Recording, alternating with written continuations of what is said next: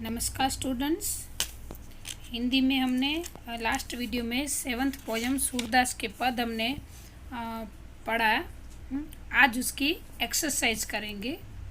तो आपको पहले से पता है कि हिंदी की बुक में कैसे लिखना है। तो ऊपर हेडिंग, फिर एक सूरदास मतलब इसके कवि का नाम, उसकी जन्म तारीख, फिर उसकी मृत्यु की डेट। अभी हम सबसे पहले देखेंगे रिक्त स्थान की पूर्ति, यानी कि फिलिंग द ब्लैंक्स। आपको ये वीडियो में से ही नोटबुक में लिखना होगा। ये आपको पहले भी बताया गया है और आज भी बता रही हूँ। फर्स्ट ब्लैंक्स है, मेरो मन डैश कहाँ सुख पावे। मेरो मन डैश कहाँ सुख पावे, तो इसका आंसर होगा अनंत। सेकंड है, डैश को छोड़ी महात्म और देव को ध्यावे।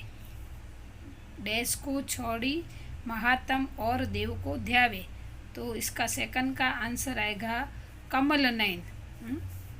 थर्ड है, जिरही डैश अंबुज रस चाख्यो, क्यों करिल फल भावे।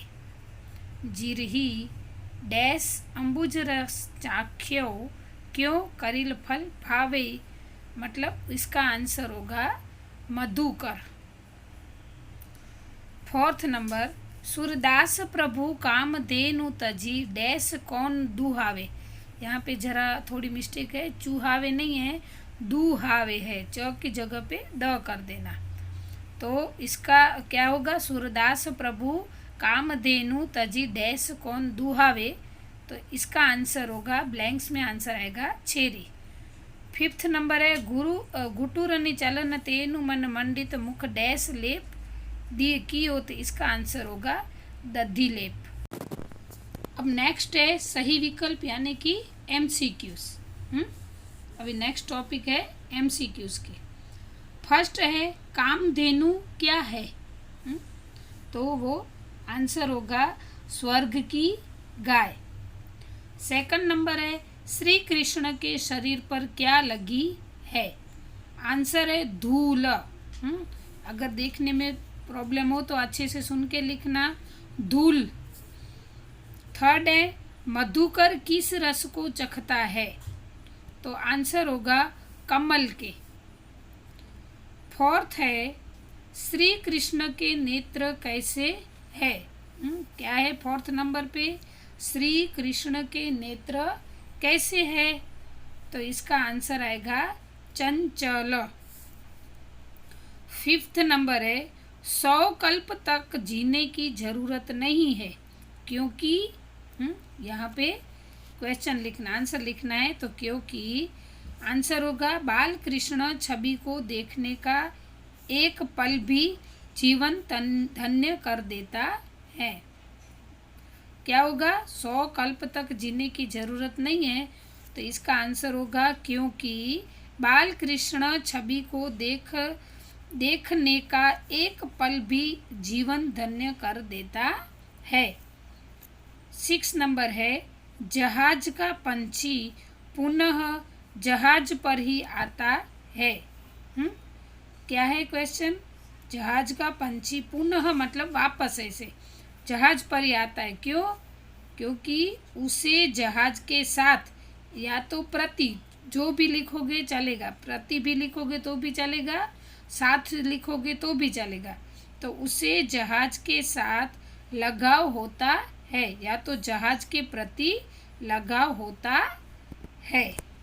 ये 6 यहाँ पे MCQ पूरे हुए।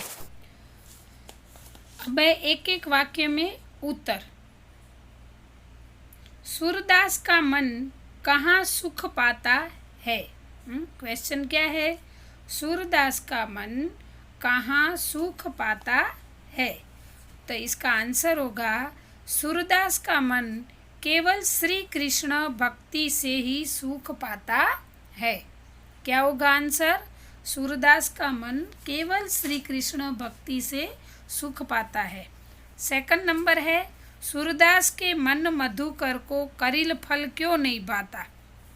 मतलब सूरदास के मन के मधुकर को, मन रूपी भंवरे को करिल फल क्यों नहीं भाता, यानी कि अच्छा लगता।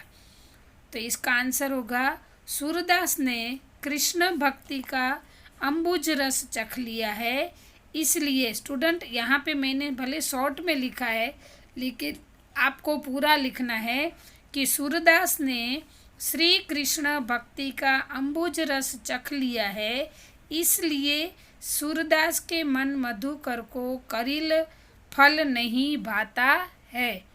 ठीक है, आपको ये आंसर पूरा लिखना होगा। थर्ड क्वेश्चन है, सूरदास ने श्री कृष्ण को किसके समान बताया है? तो आंसर है इसका, सूरदास ने श्री कृष्ण को कामधेनु के समान बताया है। किसके समान बताया है? तो कामधेनु के समान।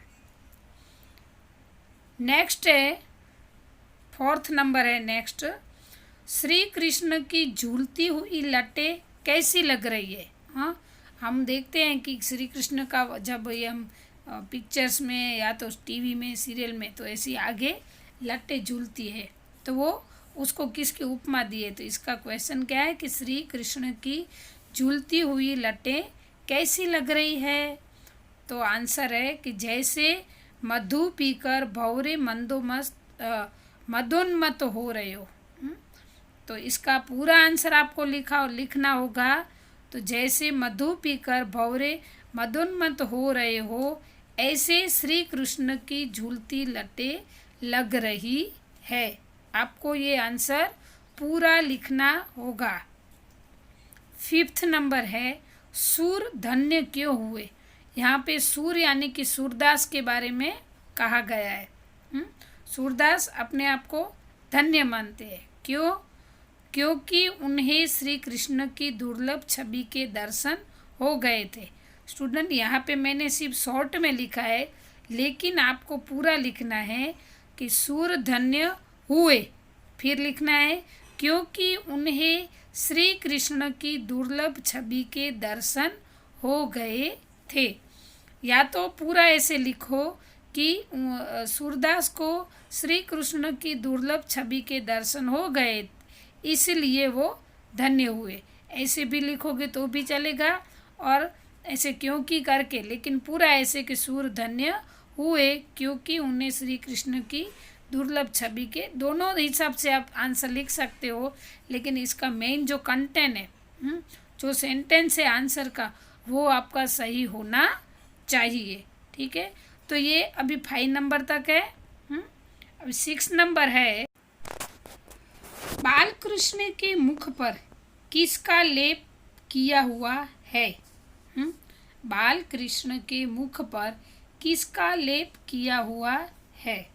तो इसमें मैंने सिर्फ वर्ड में ही आंसर लिखा है क्योंकि ये मेरी बुक है। हाँ, और हम हमेशा फिर बोर्ड के ऊपर लिखते थे, लेकिन आपको जैसे मैं बोलती हूँ वैसे आंसर लिखना है। तो श्री कृष्ण के मुख पर मक्खन का लेप किया हुआ है। 7th यानी कि नेक्स्ट क्वेश्चन है 7th नंबर का, श्री कृष्ण किसके समान निर्मल है? तो इसका आंसर होगा श्री कृष्ण गंगा के समान निर्मल है।